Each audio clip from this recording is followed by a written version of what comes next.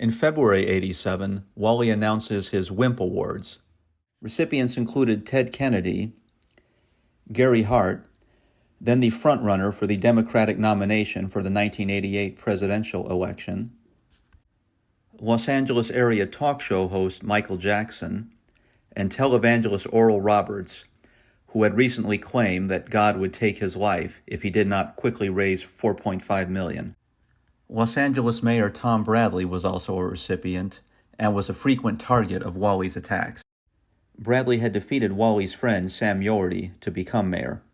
Wally went so far as to float the idea of running for mayor, even reportedly filing paperwork. Gazzari's nightclub hosted Wally at a Wally George for Mayor party. Another Wimp Award recipient was Rick Dees, who put on a comedy show at the Universal Amphitheater that May. Wally shows up to the event supposedly to shut it down for being obscene. Fake fights break out both on the stage and in the dressing room. Did you see what he did at the Universal Amphitheater? He walks in on our show and pushes me. He pushed me. And very calmly, I walked into his dressing room trying to offer a hand of friendship. Crazy. A hand of friendship into his dressing room, and look what he did to me. Roll that tape, Kevin.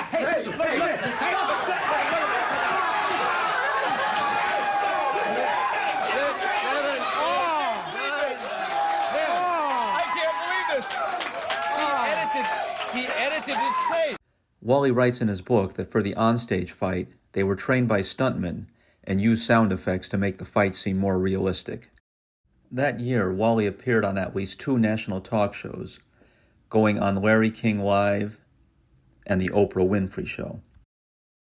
In the summer, Wally hosts a live radio show from the Orange County Fair.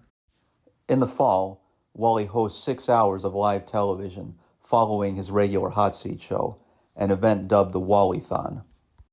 In late 1987, a lawsuit in which Wally and KDOC are co-defendants goes to trial. Steve Conobre, a former advertising salesman at KDOC, alleges that he was improperly fired after he refused to lie about ratings and he told Wally to stop pursuing married coworker Linda Ford. Ford's attorney produced over 70 letters allegedly written by Wally in pursuit of Ford. Wally testifies that Ford pursued him, and he sends letters and gifts to many people, and they're generally not intended as romantic gestures. Wally also states that he only asked for Conobre to be fired for poor job performance. The jury sides with Conobre, awarding him $256,000, $5,000 of which Wally is ordered to pay. Ford had filed her own lawsuit against KDOC and also received a settlement. Former ad sales manager John Funk also sued KDOC and received a settlement.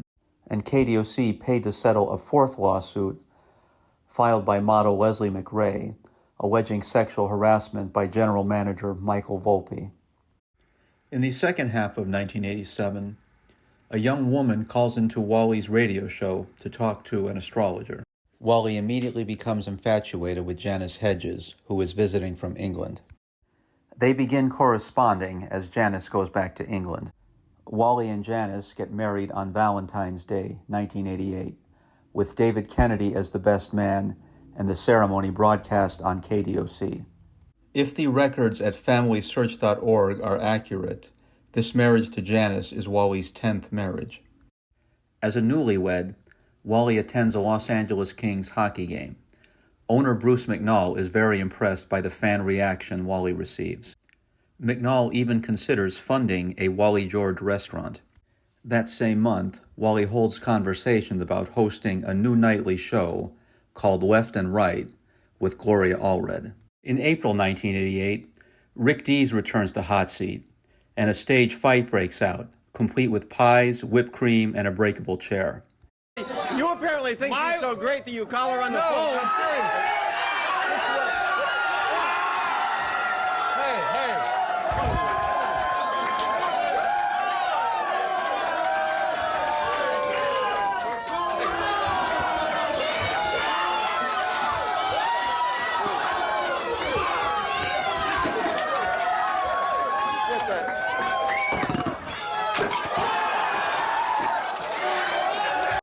During that hot seat appearance, Rick repeatedly identifies a bikini model accompanying him as his Kiss FM morning co-host Liz Fulton.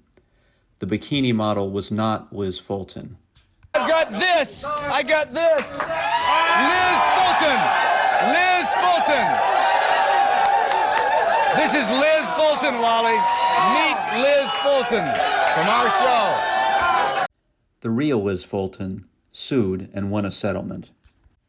2 months after the Rick Dees appearance, another rivalry heats up. Morton Downey Jr.'s New York-based show starts to go national and attracts a lot of media coverage. In Los Angeles, the Morton Downey Jr. show gets a prime spot on KABC weeknights after Nightline.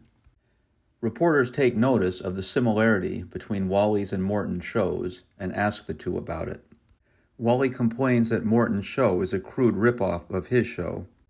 Morton denies that he ripped off Hot Seat and argues that Hot Seat is dumber and more staged than his show. Mort declines Wally's challenge to appear again on Hot Seat, but does have a bitter confrontation with Wally on Wally's radio show. The rivalry cooled down a little when KABC canceled Morton Downey's show after 8 months in February 1989, citing declining ratings and difficulty finding advertisers. Mort even asked Wally to participate in a live event he held in Anaheim a couple days after the KABC cancellation news hit. But Wally was still bitter and declined. In June of 1988, Wally appears on the new Fox Network's Late Show with host Ross Schaefer. Wally gets kicked off for insulting the other guests and the audience.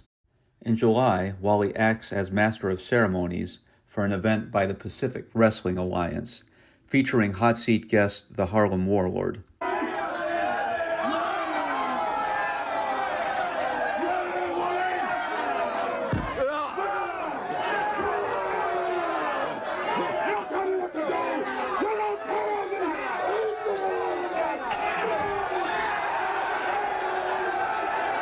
The Harlem Warlord was played by actor Jaime Cardrich, who appeared on the shows Malcolm and Eddie and A Different World. In the summer of 1988, future frequent hot seat guests Larry Rice and Jim Myers make their hot seat debuts.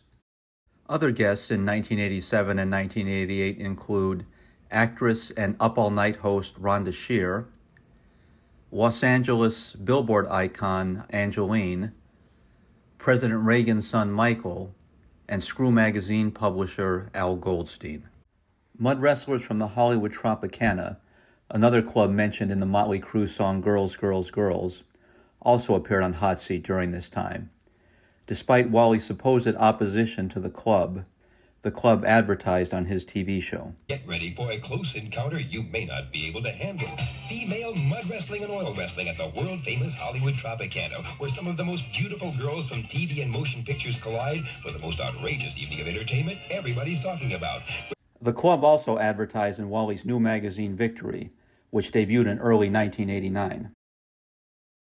This concludes Part 7 of the Wally George Bio. If you have any additional details or corrections, please leave a comment.